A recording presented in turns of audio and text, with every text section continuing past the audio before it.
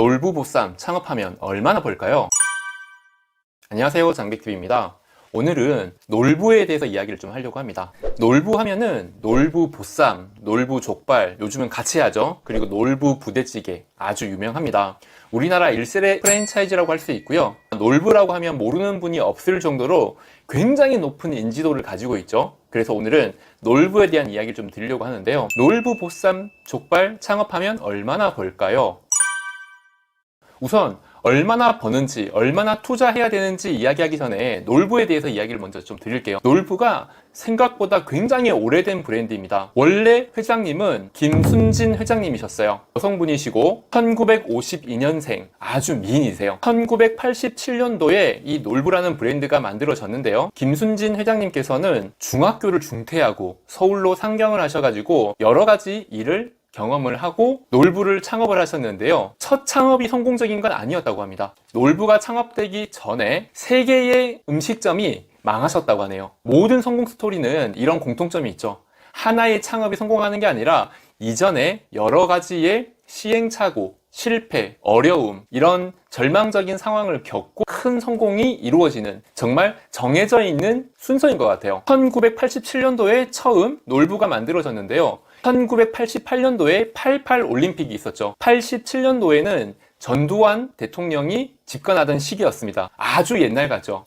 회장님은 35세에 놀부라는 브랜드를 창업을 하셨고 굉장히 큰 성공을 이루셨죠. 아마 놀부 보쌈, 부대찌개는 모르시는 분이 거의 없으실 거예요. 헌데 제가 이 브랜드를 조금 살펴보니까 굉장히 큰 안타까움, 아쉬움들이 너무 많더라고요. 그래서 이 부분을 먼저 설명을 드리고 그 다음에 창업에 대한 이야기로 좀 말씀드리려고 할게요. 주식회사 놀부는 매출이 좋지가 않아요.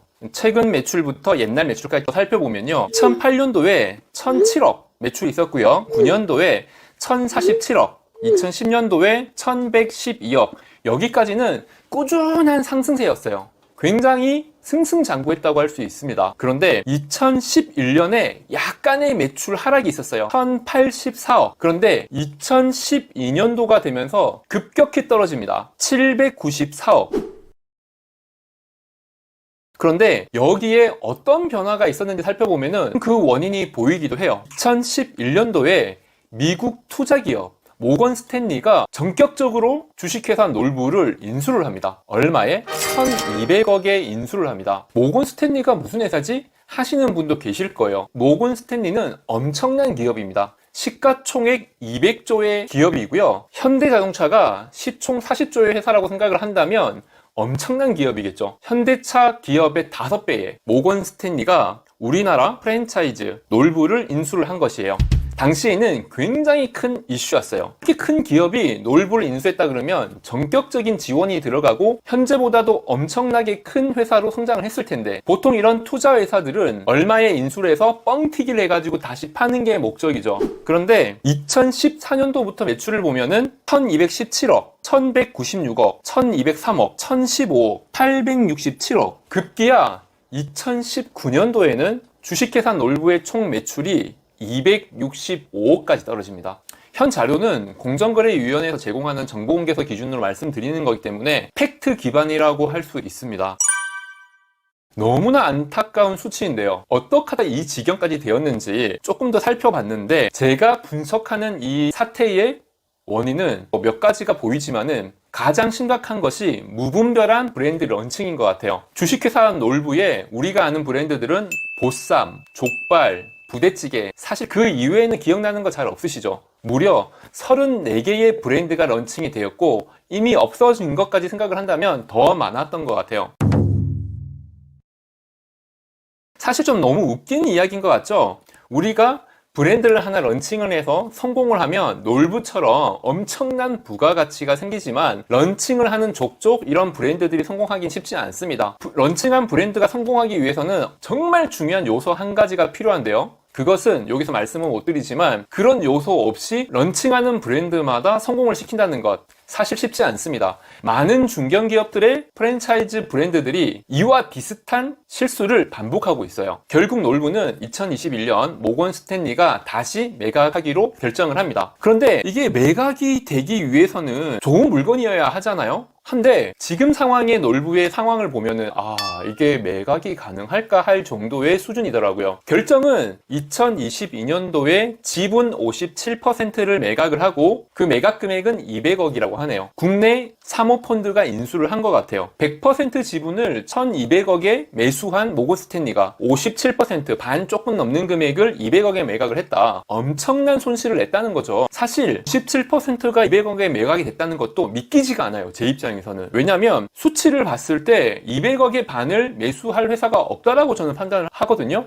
이유는 최근의 재무 상황을 보면 알 수가 있는데요. 2019년도에 이 회사는 손실 75억을 냈어요. 2020년도에는 240억 넘게 적자를 냈고요. 2021년도에는 51억의 적자가 났습니다. 매년 100억 이상의 적자가 평균적으로 나는 이 회사를 도대체 누가 인수를 한다는 거죠? 최신 자료를 보면은 1000억 넘게 매출을 내던 놀부가 자본금이 6억 원이 됐어요. 이건 뭘 뜻하느냐? 내년이면 거의 자본 잠식으로 들어간다. 자본 잠식이라는 것은 내가 가진 재산보다 내가 가진 빚이 더 많다. 부채가 더 많다는 뜻이 되겠죠. 이런 회사를 2022년도에 그것도 지분 100%가 아닌 반을 200억에 매수를 한다. 믿을 수가 없네요. 오늘은 놀부를 창업하면 얼마나 벌까에 대한 이야기를 드리려고 했는데 놀부에 대한 이야기가 너무 길어져 버렸네요. 하지만 본사의 상황도 알고 있어야 놀부 창업에 대한 구체적인 계획도 세우실 수가 있겠죠. 그럼 놀부 보쌈에 대한 창업에 대해서 이야기를 하기 위해서